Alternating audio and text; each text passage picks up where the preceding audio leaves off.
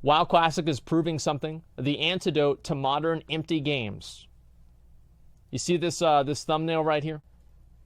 That's me right there. That's your motherfucking boy Asmongold. Yo, it's me. It's your boy Asmongold. It's your boy Asmongold. What's up, yo? It's me. It's your boy Asmongold. Asmongold. Before the heated debates, before the headlines, there was just Zach. A guy in his cluttered room reacting to World of Warcraft videos and laughing at ridiculous Reddit posts with his chat. He wasn't polite or polished, and never felt like he was trying to build an audience or craft a narrative. He was just himself, and that's exactly what made it work. His takes were weird sometimes, unfiltered, impulsive, but they always felt like they were coming from someone who genuinely cared about the community he was part of. There was something real about him. Not the marketing kind of realness, but the way he spoke openly about his burnout and insecurities and his complete lack of interest in being anything other than himself.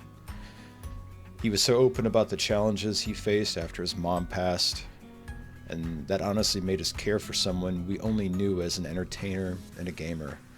Zach felt like the kind of friend you'd hop onto Discord with at 2 in the morning. He wasn't afraid to say something dumb, but he was also the first to pause and ask, wait, am I wrong?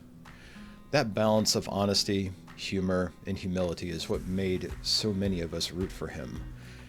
And it's what made the shift in his content so noticeable, at least to me, and it was really hard to ignore.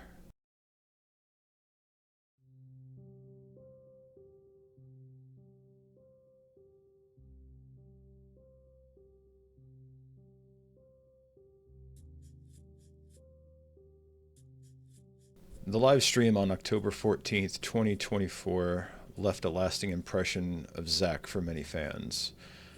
The apology video that followed brought hope. Hope that he might return to form, to come back to the days when we all crowded around to listen to our friend tell stories, react to entertaining videos, and just play games together.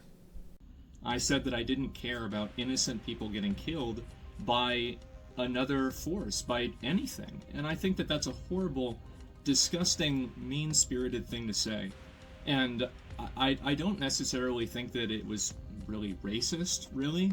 But when I'm using language like Palestinians or like the people there, rather than what my real language was, I've always been very outspoken and very against religious extremism. And it's taken me, this is what's so crazy about it, is that I think this has been going on now for like 2 years. I think that I've been slowly devolving into the most mean-spirited, I don't really even know what the word is for it. Just like the most mean-spirited, rude, like nasty, like just callous, psychopathic version of myself. I think that I've been devolving into this.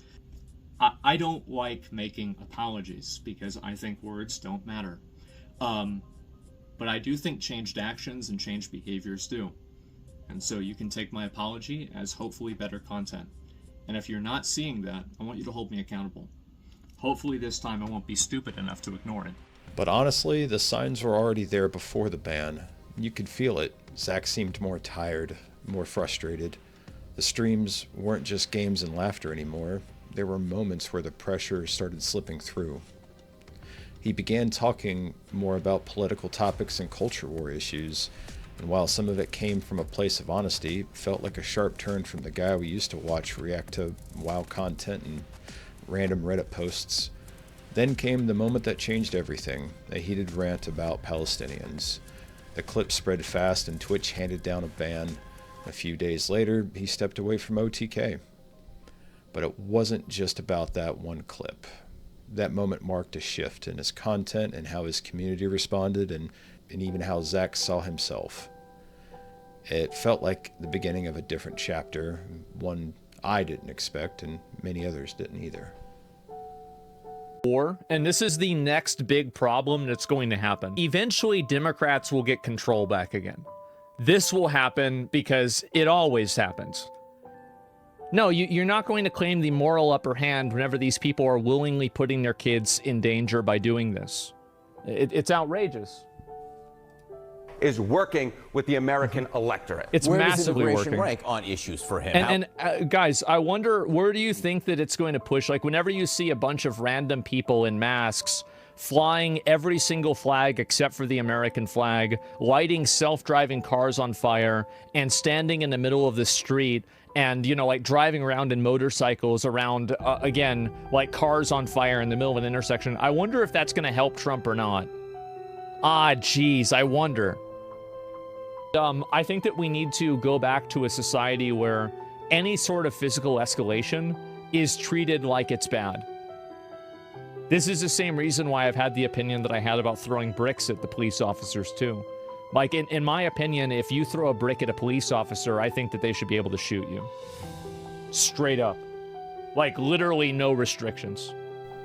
You know, as I'm going back through these clips and kind of figuring out how I'm piecing this all together, it really does make me wonder just what actually happened. You know, there was a time where if I was having a tough day at work, or, you know, if I was you know, going through some stuff, you know, you could pop on an Asmongold stream and honestly everything would just kind of be okay, just because the things that he would talk about, or the way he would eloquently put a subject matter, I don't know, it really resonated with me. And you can't deny the sheer volume of fan base that he has, because I mean, if you look through his videos and even his current, like, you know, active viewers on stream, I mean, he's in the 50-60,000s on a daily basis. He farms content, and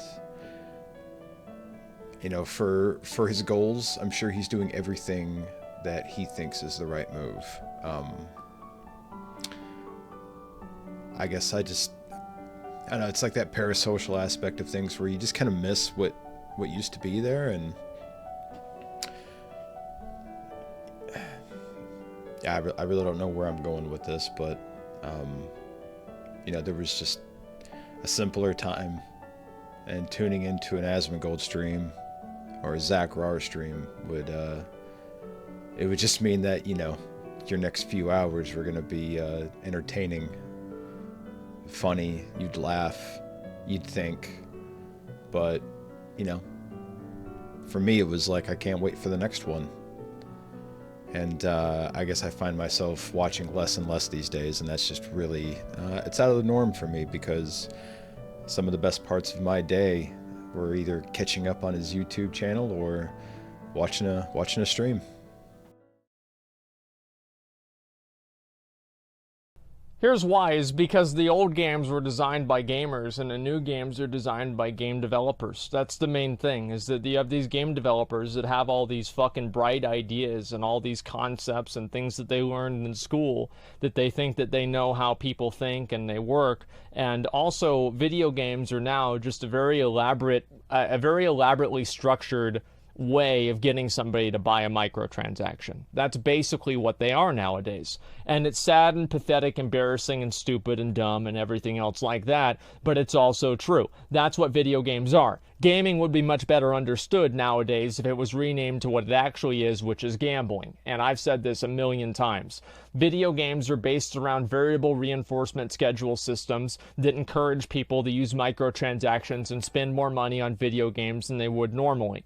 It's just embarrassing nowadays. The players are treated like children, and that's because they act like children, and oftentimes they actually are. And the people that are older than that are just as stupid as a kid. This was my YouTube debut, my first time putting something like this out there, and I chose to make it about someone I used to really look forward to watching, someone who for a long time felt like part of my day. These are the videos I used to watch a year ago, moments filled with laughs, honesty, and a kind of strange comfort. And this is what fills the feed now. This video wasn't made out of hate or outrage, it was made out of reflection, to process what changed and maybe to speak to others who've noticed it too.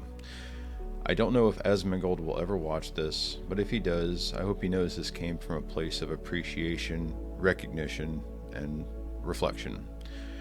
and maybe a little sadness too. That something so personal to so many of us started to feel so far away. I appreciate you watching, and hope you have a good day. Take care.